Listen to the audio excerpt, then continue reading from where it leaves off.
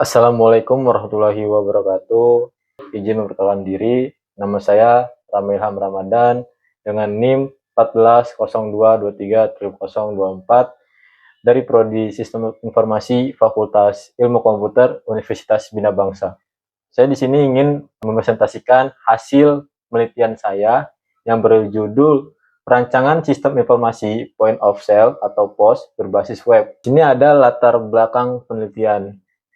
Urgensi digitalisasi operasional, akselerasi pertumbuhan UMKM kuliner di era modern memerlukan kecepatan pelayanan serta akurasi transaksi, sehingga pilar ekonomi lokal, segmen usaha, mikro kecil, dan menengah harus beradaptasi cepat. Warkop Laku Serang saat ini masih beroperasi dengan sistem pencatatan konvensional atau secara manual. Pendekatan manual ini mengakibatkan beberapa kerentanan serius. Yang pertama itu ada resiko terjadinya penjualan. Yang ketiga itu kurangnya visualisasi real time terhadap ketersediaan bahan baku dapur. Oke, di sini ada identifikasi masalah utama. Itu ada 3. Yang pertama itu pelayanan lambat, yang dimana proses pencatatan pesanan secara manual ini di kertas memicu antrian panjang saat jam sibuk kerja atau di warkop lakunya ini sedang sibuk lah, banyak pesanan-pesanan gitu. Yang kedua itu adanya tinggi human error, yang dimana sering terjadi kesalahan hitung total harga belanjaan serta hilangnya lembaran nota fisik transaksi.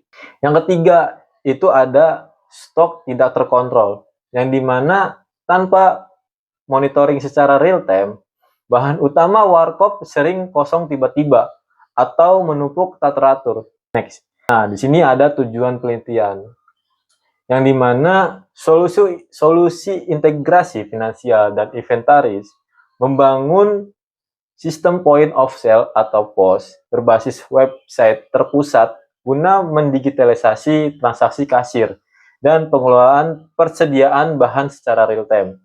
Itu ada 3. Yang pertama itu adanya transparansi finansial, yang dimana membantu rekonsiliasi kas harian secara instan.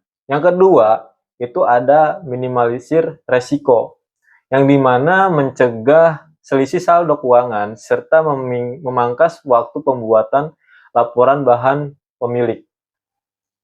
Yang ketiga, itu ada decision support, yang dimana meletakkan fondasi analisis penjualan terprediksi bagi pemilik warkop di masa akan yang datang gitu.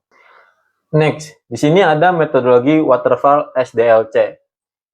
Itu ada 4. Yang pertama itu adanya analisis kebutuhan, yang dimana observasi operasional langsung, wawancara mendalam dengan barista, dan identifikasi spesifik model sistem POS. Yang kedua itu adanya perancangan, yang dimana mendesain arsitektur MVC, database relasional MSQL, dan diagram UML, serta merancang mockup. Yang ketiga itu adanya pengkodean, yang dimana membangun modul aplikasi berbasis website responsive menggunakan framework Laravel. Yang keempat itu adanya pengujian, yang dimana uji coba fungsionalitas dengan black box testing dan validasi kelayakan penggunaan via UAT. Next, di sini ada analisis sistem yang berjalan, yang dimana kelemahan proses manual saat ini, alur transaksi di warkop laku sepenuhnya tergantung pada media fisik dan kalkulator manual. Itu ada 3 prosesnya. Yang pertama itu proses lambat. Kasir menghitung manual tagihan memicu ketidaknyamanan pelanggan saat kedai ramai. Yang kedua itu ada kerentanan rekonsiliasi, yang dimana rekap harian dari nota kertas memakan waktu lama serta rawan selisih saldo kas masuk. Yang ketiga itu adanya stok buta, yang dimana persediaan kopi, susu, dan bahan pokok tidak terpantau baru tersedia habis saat langganan memesan. Next, solusi sistem POS web. Itu ada 3. Yang pertama itu adanya transaksi digital yang dimana kalkulasi total harga dan uang kembalian dihitung otomatis oleh sistem guna menghapus salah hitung manual. Yang kedua, itu adanya stok otomatis, yang dimana sistem otomatis ini memotong saldo kuantitas stok bahan di database setiap transaksi kasir berhasil disimpan. Yang ketiga, itu ada pelaporan instan, yang dimana pelaporan ini pemilik dapat langsung mengunduh rekap penjualan harian atau bulanan tanpa menyusun secara manual. Next, di sini ada rancangan user interface. Yang pertama itu ada halaman login, yang dimana halaman login ini kita sebelum masuk ke halaman dashboard, kita perlu adanya halaman login. Itu masukin username dan juga password. Kalau kita masukinnya username kasir, itu pasti masuknya ke dashboard kasir. Kalau kita masukinnya username-nya admin atau owner, itu masuknya ke dashboard admin atau owner. Nah, yang kedua itu ada dashboard admin. Karena kita masuknya ke user admin di halaman loginnya ini, itu masuk ke dashboard admin. Next, yang ketiga ini ada dashboard kasir.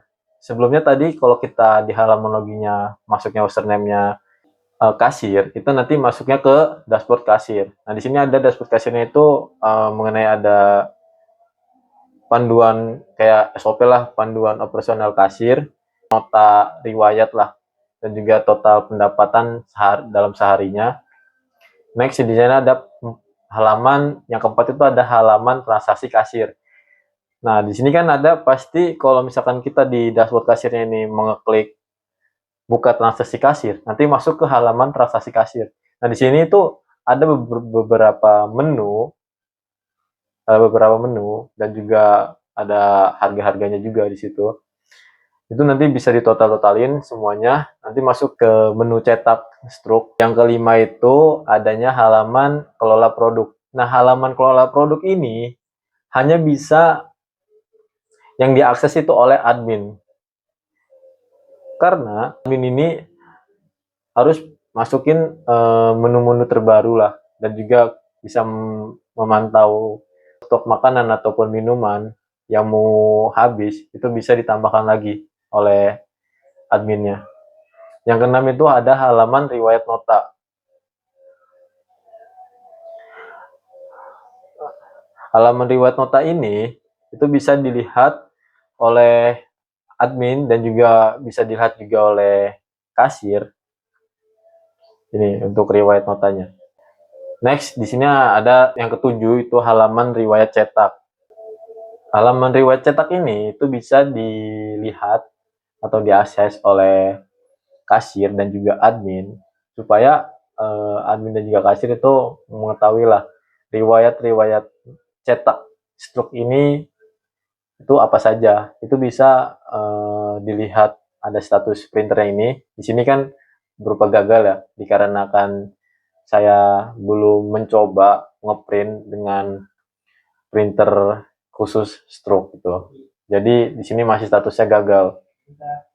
Yang kedelapan itu ada halaman laporan keuangan. Nah, halaman laporan keuangan ini itu hanya bisa diakses oleh admin.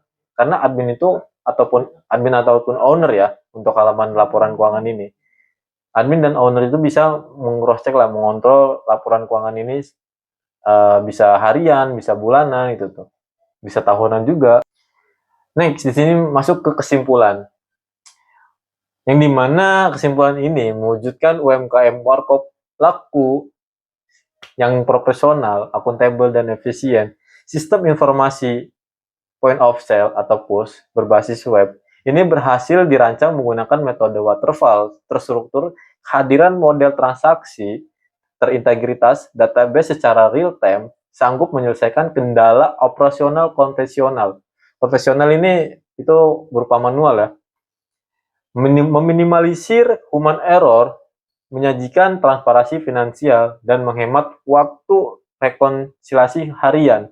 UMKM Warkop Laku siap bertransformasi digital di era kompetitif modern. Baik, segitu saja yang bisa saya sampaikan dari presentasi saya ini. Kurang lebihnya mohon maaf. Wassalamualaikum warahmatullahi wabarakatuh.